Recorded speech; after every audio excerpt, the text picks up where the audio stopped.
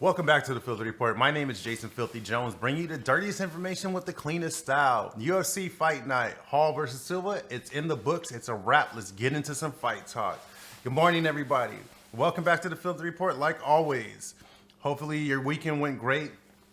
Everything went planned out for you guys. Hopefully you guys got to catch the fights. There was a lot of fights going on. There was the Bellator fight, the UFC fight, a boxing fight. But like always, let's get into this recap and let's get into this next breakdown. First off, let's start off with the Thiago Moises versus Bobby Green fight. Now, this fight went completely different than the way I thought it was going to go. Bobby Green had been fighting really well for the last couple of months with the no crowd, the no issues, being able to get on point. But as you guys saw, Tiago was able to push a pace, throw some good strikes, throw some big bombs, and also take Bobby to the floor. And I did like that Bobby was able to fight out of that heel hook in the second round. He was looking kind of lackadaisical. Like he didn't seem like he wanted to be in there, or maybe he was a little bit burnt out. But Bobby wasn't usually throwing his combinations, using his kicks, and mixing in his wrestling to put it on Tiago. I mean, he did go for that takedown. He did shoot in for a takedown, was able to put Tiago on his back. But Tiago was just able to out-scramble him and beat him to the punch, and it was able to just edge out a decision past Bobby. Now, with both of them, I'm hoping Bobby can get back on track and maybe go for another title run, see if he'll be able to get into that top 10, top 5, anywhere from there. And with Tiago, he looks phenomenal. Striking looks really improved. Of course, his ground game's always going to be great. From there, there were actually 2 fights on this card in the lightweight division, and Alexander Hernandez was on the fight prelims, and he got a good knockout. I wouldn't mind seeing those 2 match up. Let's see how it goes, and let's see where we go from here. But with all that being said, let's move on to the next fight, which is going to be Kevin Holland and Charles Altaveros. Now, it's actually not. It's not Charles Altaveros. It's Charlie Altaveros. But now, with that being said, let's also understand, I want to say, I hope Altaveros is doing better. I hope the injury isn't anything too serious. But from the get-go, you guys could tell that Kevin Holland just had his number. Better strength, better power, better movement, more experience.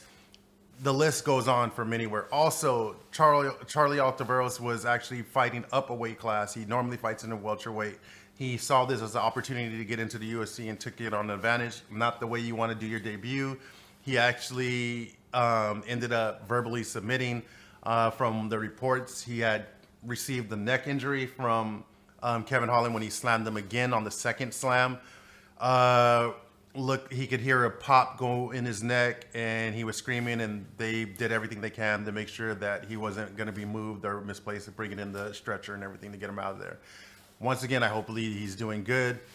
But with that being said, just like Kevin Holland said, I think it's time to stop giving him these debuts and these no-namers. Let's give him somebody with a name. You saw him get into a really heated argument with Israel Adesanya.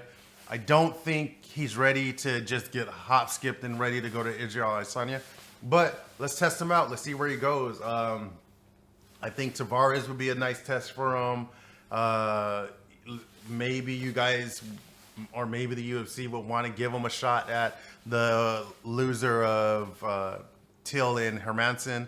I mean, if you really want to put him out there with some gunfire, give him Kevin Gastelum.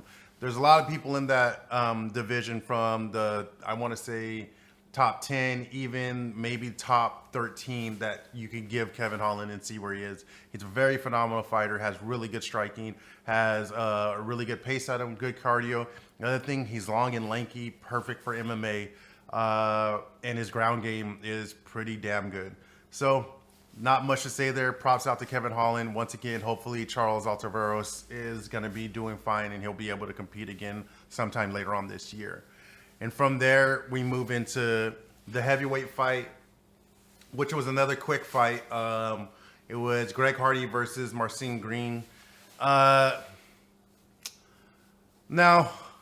I know I told you guys on the breakdown that maybe Greg Hardy should get a chance at fighting somebody in the top 10. After watching him again, I'll back off on that. There is some holes in his game still. His striking looked a little bit improved. Of course, he always has that power. Another thing I didn't like that he did come in, like almost coming in overweight. Did have the extra time to cut the weight. But you guys can see his cardio level wasn't there. He was breathing really hard. It wasn't easy, which I understand. It's a heavyweight. The cardio usually isn't there. But trust me, if you put him in the top 10 against someone like Volkov, if you put him in there with Volkov would have picked him apart. Derek Lewis would probably lay him out. So let's move him smallly through the division. Hopefully he can get like 2 or 3 more fights and show more improvement. I did like the improvement in his ground game. Also, if you guys haven't heard, he's left ATT. He is now working with Rashad Evans and Dean Thomas, and he's building a camp basically around himself, which shows me that he's getting pushed to the next level, which is a good thing.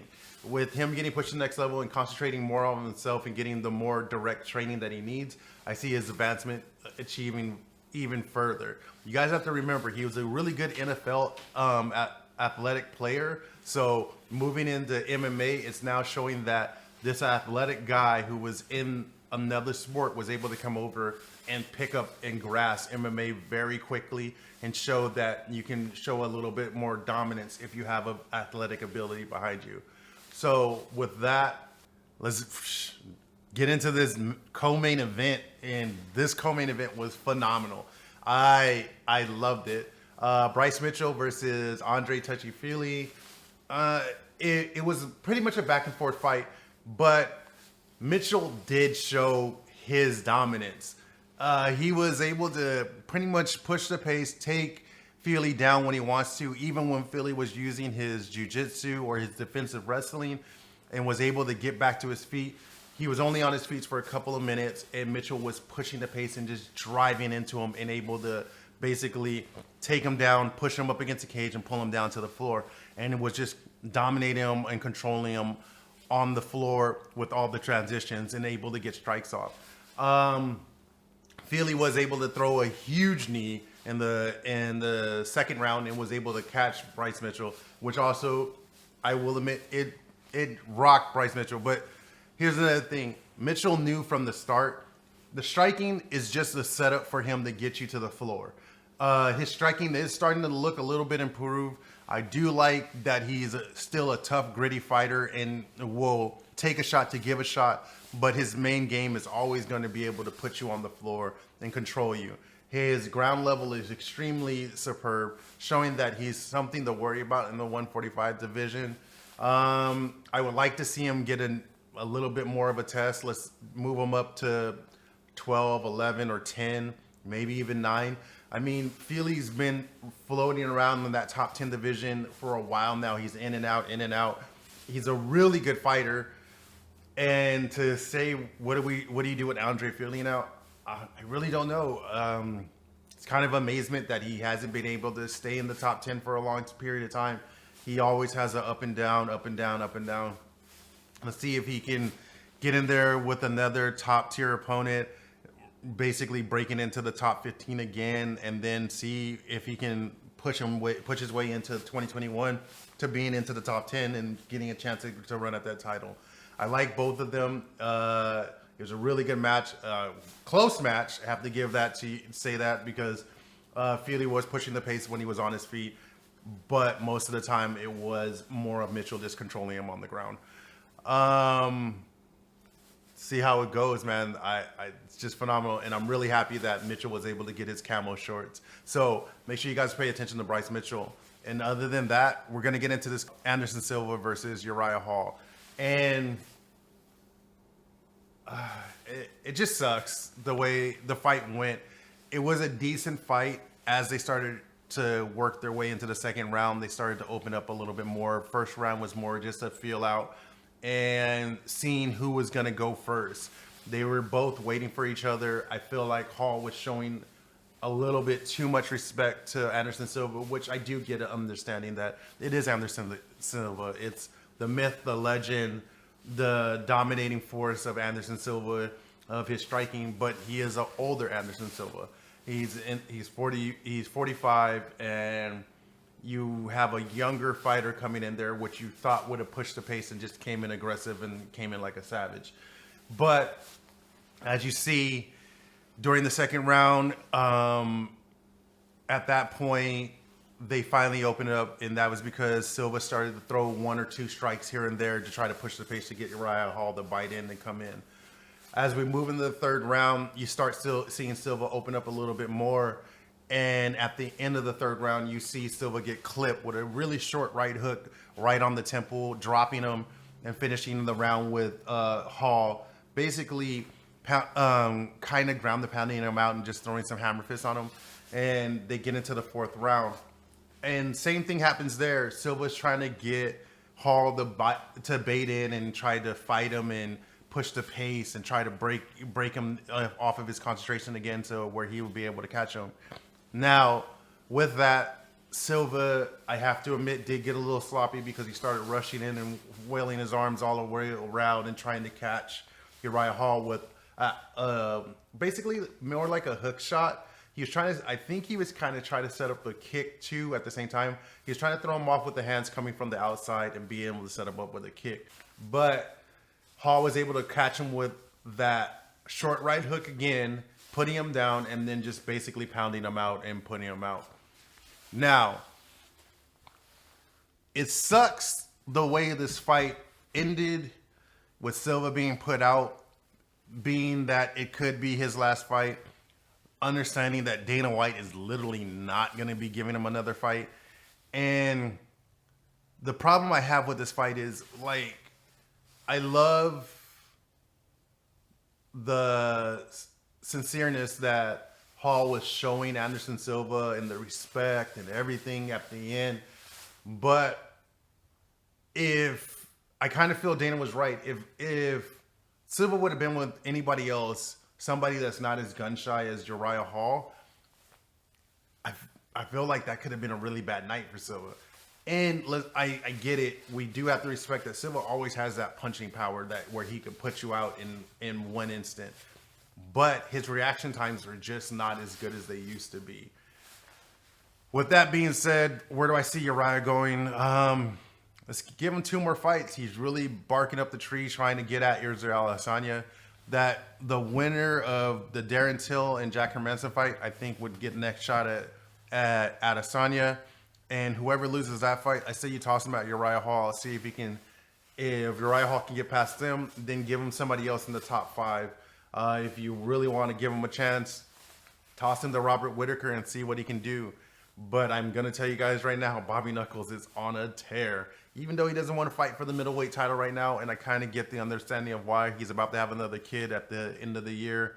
He wants to spend time, and he's a very family-oriented man. So with all that being said, now let's get to the real talk the reason that I was able to get through all this recap quickly wasn't a lot that moved on this card. There was a lot of finishes, which was great. A couple of decisions, but the decisions weren't bad decisions. They were really back and forth fights. What I really want to talk to you about is, of course, the great legendary Anderson Silva. Now, if this is going to be his last fight, it's remarkable to think about the type of fighter that Anderson Silva was. Does he have a kind of a iffy pass line because of the test and all that? Yes, but I'm going to still consider him one of the GOATs. I have to give him nothing but respect. I mean, he was doing things that were unbelievable back in the day that most people wouldn't be able to do. Ever since he lost to Chris Weidman, it's been a kind of an upward, downward, and trying to get back on track, and he hasn't seemed to be able to get back on track.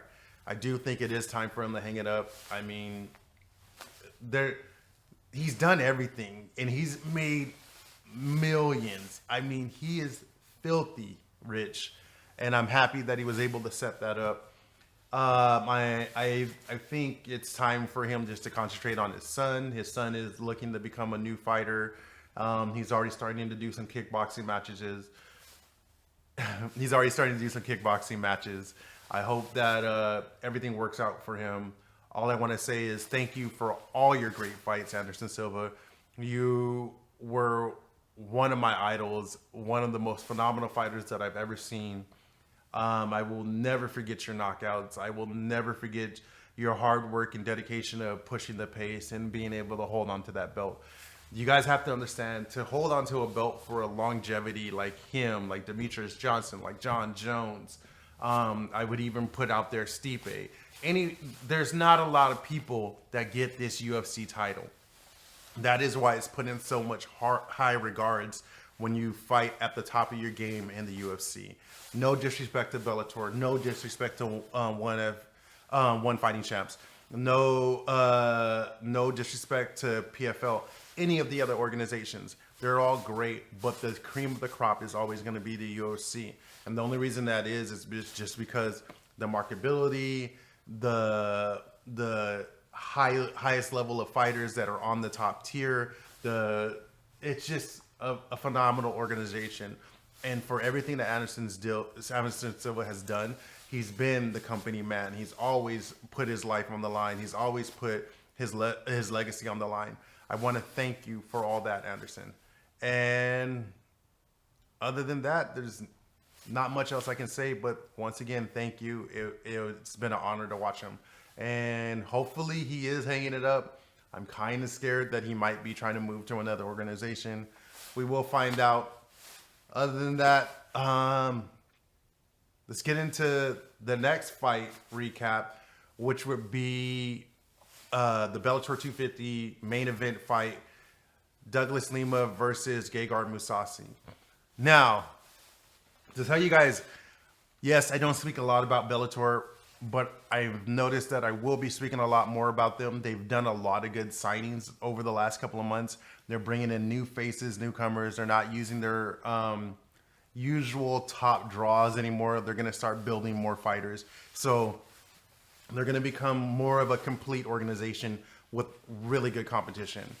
But to tell you guys about this fight, phenomenal fight, really back and forth fight.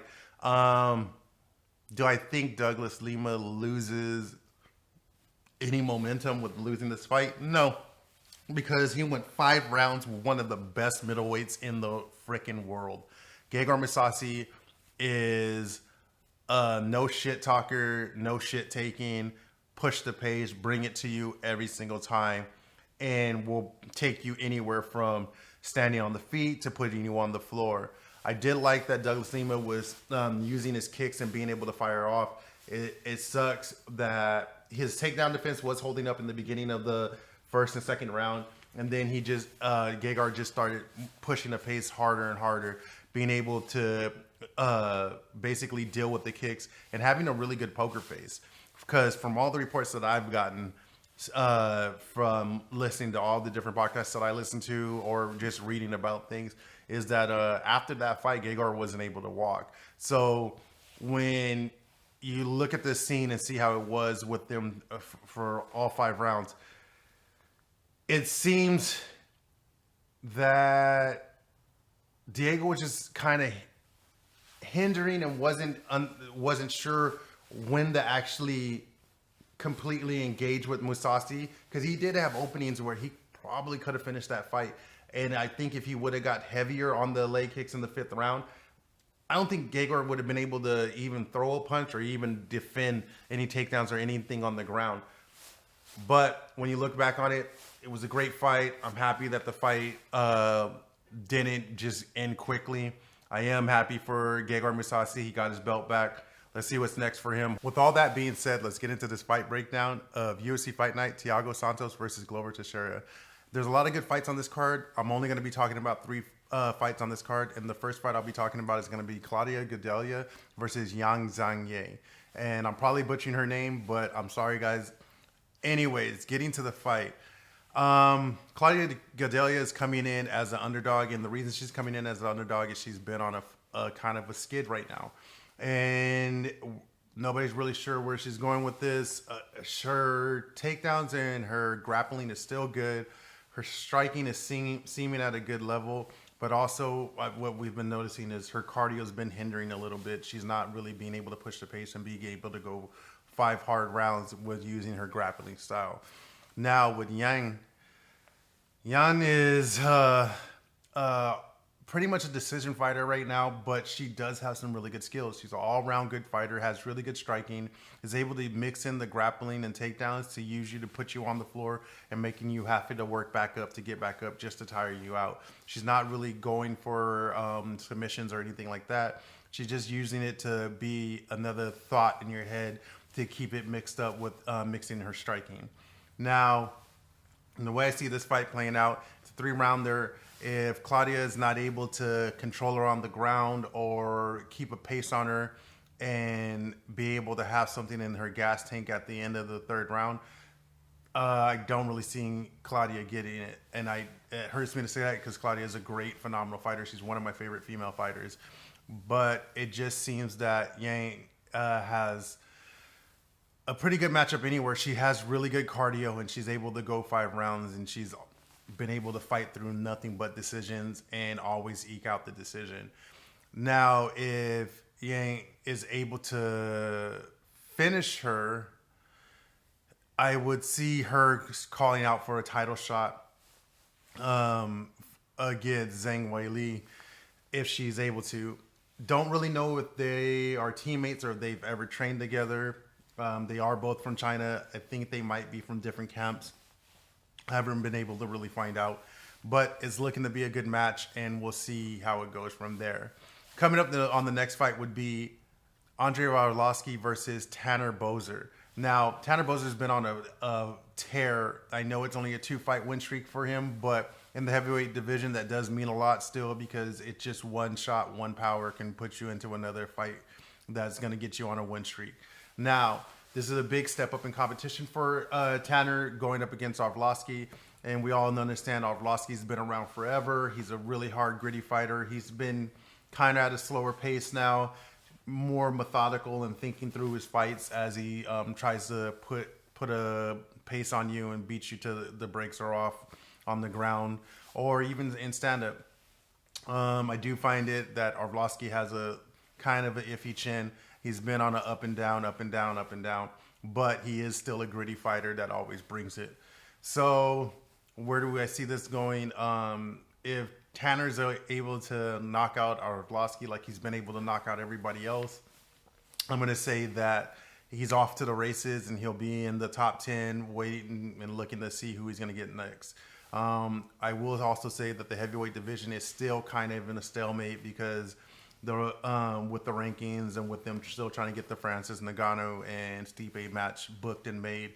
We'll see how it goes, but I'm looking forward to this fight, and I'm pretty much going to be picking Boser in this. On that next fight, it's going to be Thiago Santos versus Glover Teixeira for the main event. Now, there's a lot of questions that need to be answered in this fight. Let's just put it this way. Thiago Santos is coming back off of 2 knee surgeries, not 1, but 2. He completely demolished 1 knee and had a partial ACL tear in the other knee. Now, if Thiago's good and he's able to come back and put on the type of pace fight that he is able to usually, I can see this being a really bad night for Teixeira because Teixeira is kind of a slow start. He uses more of his boxing, doesn't really use kicks. Will try to get you in there and try to put you on the floor. Now, the only issue with that is Thiago Santos is no slouch in the grappling department. He's a very high-level jiu-jitsu fighter.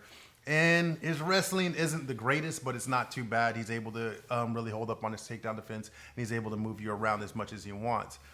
But with Glover, the one thing he's going to want to do is get him in the cage, use his boxing, and literally try to get on that top pressure in the ground and pound and be able to put Tiago out that way.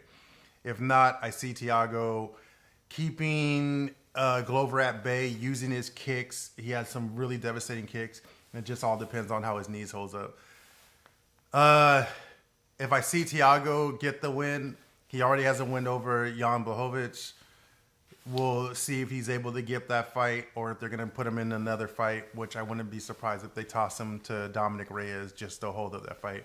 We'll talk about more about that in the news, which I'm about to get into after this fight anyways. Other than that, Glover gets it. The only other thing Glover can get is a title shot. Jan Blachowicz versus him wouldn't be a bad title shot. But once again, there seems to be a hookup in the division. and we'll get into that because now we're going to be getting into some news. But be sure you guys make sure you catch that fight. It's going to be on ESPN2 on Saturday night. So, well, like I said, let's get into this news, guys. And biggest news coming out right now would be that Khabib is looking like he's not finished. That's coming from Dana White's mouth. Let's see how it plays out. I kind of find it iffy because Khabib is usually one of those people that sticks to his words and sticks to his guns. They were saying that Khabib was kind of emotional. We'll see how it goes from there. Next announcement that was made was Karil Rountree. If you guys don't know him, if you're not a casual, if you're just a casual or you're not a hardcore, Karil Rountree was a guy that was on the Ultimate Fighter in the light heavyweight division, was a knockout artist. He had since said that he was going to go to retirement because he felt that he wasn't getting anywhere in MMA. He's now coming back. He's going to be starting in 2021, early 2021 in the light heavyweight division. Let's see how it goes. I think he's a phenomenal fighter. I think he's been working on a lot of his stand-up. He's out in Thailand. I think at the Tiger Camp, if not. Can't wait to see him. He's a phenomenal fighter, ready for that to be happening. Let's see where it goes from there. Other than that, the other announcements that have been made. Oh, like I said, I thought Alexander Hernandez would be a good matchup against Thiago Moises. Thiago Moises also called him out, but he also called out somebody I think he should hesitate on calling out, which would be Cowboy Cerrone. Donald Cerrone is not a slouch. He's not a striker that you want to take. I see a lot of people always calling him out because they think he's off his game and he's overstaying his bounds in the UFC. But that's a match I wouldn't mind seeing. And, of course, I'm a homer for Cowboy. I'm always going to pick Cowboy. And the other big announcement that was made would have to be that Robert Whittaker's changing his tune. He really is interested in doing a title fight with Israel Adesanya. And he already stated that, if Israel is going up to 205 to chase that belt, I guess I'm going to have to go to 205 and chase after him. They have some unfinished business that they need to finish up. He doesn't care if it's in the middleweight or the light heavyweight division. Now, with me saying all that, that would have to bring out the other big announcement that Dana White's going to be making the Israel Adesanya versus Jan Blachowicz fight for the light heavyweight title. And the reason of this is because of the whole demeanor of Robert Whittaker not really interested in fighting for the middleweight title. And he feels that's the only other fight to book for Israel Adesanya because he's kind of cleaned out the division, not completely, but he kind of did already. And Israel's screaming from the rooftops for this because it's the biggest troll move and the biggest fuck you to Jon Jones. So let's see how that goes. I wouldn't be surprised if Israel wins that fight and gets that belt. I wouldn't be surprised if Jon Jones comes back really quick to light heavyweight division to fight Israel. Now, the other fight announcements that have been made, UFC 255, there's been a little bit of a change. Robert Lawler is out. Tim Means is in to go up against Mike Perry. Let's see how that goes. Tim Means is a dirty, gritty fighter. Wouldn't mind seeing that. Another fight announcement that's been made. They're in the works of getting Cynthia Calvillo versus Caitlin Jakagian for UFC 255. Hopefully that gets booked. And I wouldn't mind seeing that match. With that being booked, it might mean that if Cynthia can beat Caitlin, she'll get a title shot. Other than that, the other fights that are in the works right now would be UFC 257, Michelle Waterson versus Amanda Ribas. Really good fight. Hopefully that gets booked. Can't wait to hear about that. Other than that, guys, that's pretty much what I got for you guys this week. Like always, thank you for coming and checking out the Fifth Report Fight Talk. Please, if this is your first time here, hit that subscribe button. Hit that bell so you guys can know when I'm coming out with a new video. Other than that, like always, please like, share, and subscribe to the Filthy Report. Till next time, guys, I am Jason Filthy Jones, bringing you the dirtiest information with the cleanest style. Peace.